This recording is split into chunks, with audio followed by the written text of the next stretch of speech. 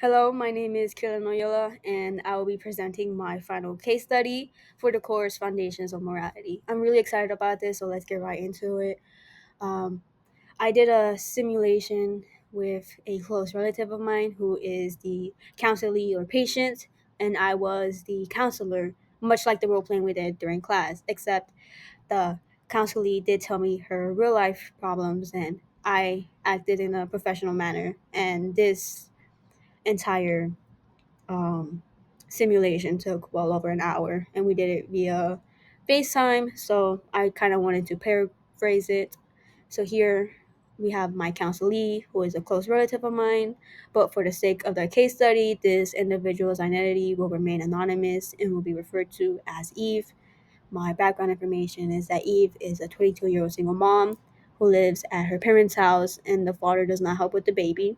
She feels depressed, worthless, and as if she let her baby down. She feels as if the perfect family that she wanted was a failure because she did not try hard enough to save the relationship. I also have some key points that she feels as if she let her baby down by not having two parents in love. She worries about her baby's future with only one parent present and what people think of them. I really wanted to gain insight on why my patient was so focused on other people's opinions.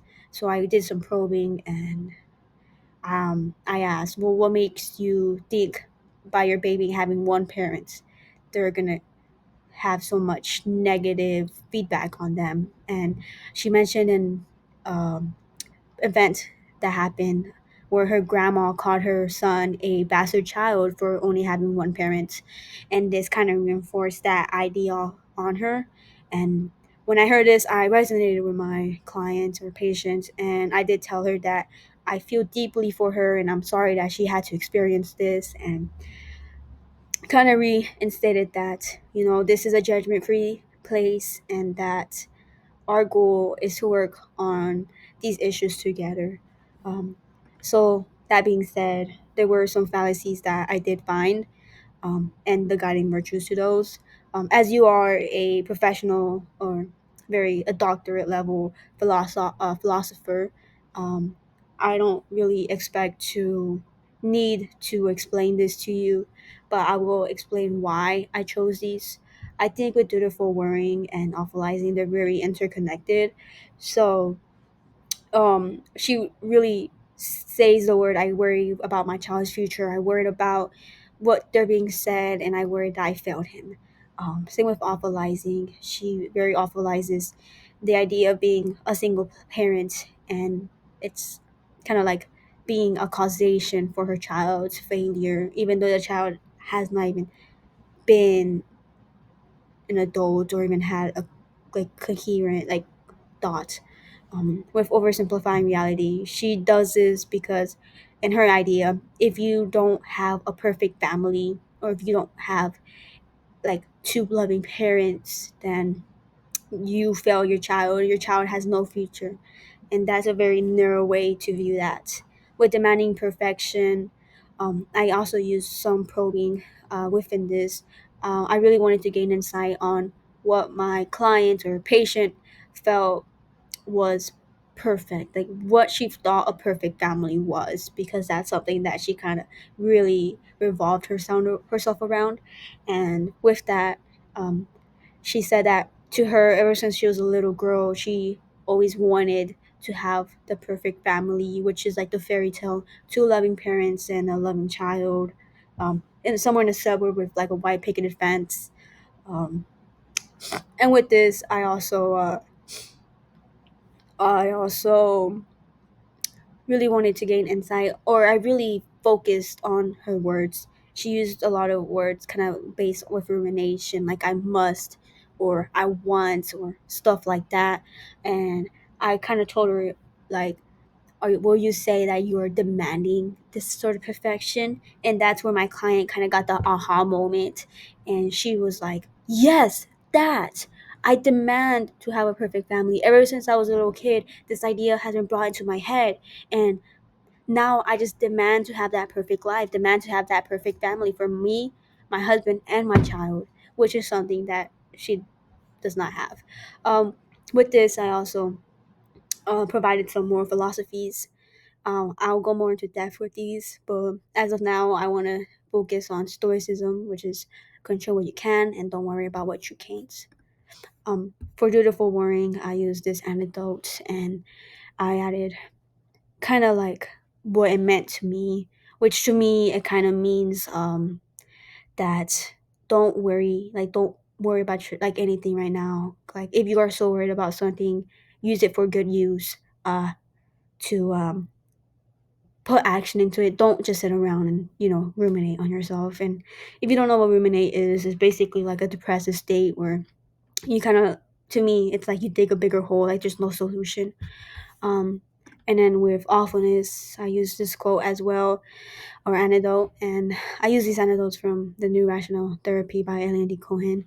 And for me, I feel like this is just don't interfere with like suffering. Suffering happens to everybody, and it's gonna happen to you, and it's gonna happen in the future, and it has happened to you, and it's not something that you could just stop. Um, I feel like my client or patient could use this because she faces like a sort of suffering, and she kind of just stops at the moment, and she's very like focused on it. She ruminates on that suffering. So I also added another approach, which is visualization or role playing, where I want my client to see her suffering as a whole with her life, or life as a whole, because suffering could always get worse if you add the word and. Um, and I feel like if she sees or she compares with other people's suffering, then she will be able to kind of minimize her suffering and make it seem more like she's able to grasp it or she's able to control it. And that's what I really want my patient to understand. With oversimplifying reality, this one's more complex to me. I added why these two anecdotes, like for stereotyping and pigeonholing, kind of work together to categorize oversimplifying reality. But with these, it's just I really wanted to focus on pigeonholing and not to focus on things as black or white, right or wrong, success or failure, because my client sees really the effect of her being a single parent on her child's future, being successful or unsuccessful. And I find that really kind of narrows down her view or the potential future that she holds for her child, when in reality it's very complex, and it's not necessarily like success and failure are two different things that cannot necessarily be categorized, and it can either be like a mixture. And I feel like people just see failure in life in general and success in life, so why categorize that as someone's life or future being a failure or success? So I feel like that's something my client could also learn. When it comes to demanding perfection, I really like this quote, which is to like don't worry about what's bad in your life, but kind of like recognize what's also good. Seek what you want. And my patient is also very religious. She's a Catholic, so I added an additional source, which is that us as humans, we lack knowledge, and we're ignorant to that, and that kind of separates us from God, because God is omniscience. He knows all of knowledge, but that's reserved to Him. And us as humans who have many fallacies, who are not perfect in ourselves, we could only strive to for self improvement and not necessarily perfection, because we don't want to demand to reach it. Um, I feel like my client could use this a lot because she kind of puts all the weight on herself, just because she's a single mom, and she kind of forgets the fact that she's a single mom, but she's helping her child. She's focusing on her child, and she's doing what she can for her child. Um, Additionally, I added some practical advice like meditation, journaling, role playing, visualization, rephrasing your words, and being present. Um, I think these are kind of self-explanatory. Meditation, enlightenment, being insightful of the situation. Journaling is kind of therapeutic for her. Visualization, as mentioned, visualize your suffering with other people's. Rephrase your words. She's very stuck up on that ruminated action or phrasing. So if she rephrases her words, I hope that it'll help her kind of find more of a solution when she rephrases your words instead of being stuck in a ruminated phrase. And be present. She's so focused on the future that she forgets about the present, and that the present is something that you can control. So grasp on it while you can, and just don't really worry about the future, because when she's talking about the future, she's talking about years into the future and not necessarily like 10 minutes into the future. I also added some additional perspective from a previous video that we watched in class on how to stop rumination, which this also mentions journaling, catch yourself in your thoughts, shift your words, kind of like rephrasing it, as mentioned prior.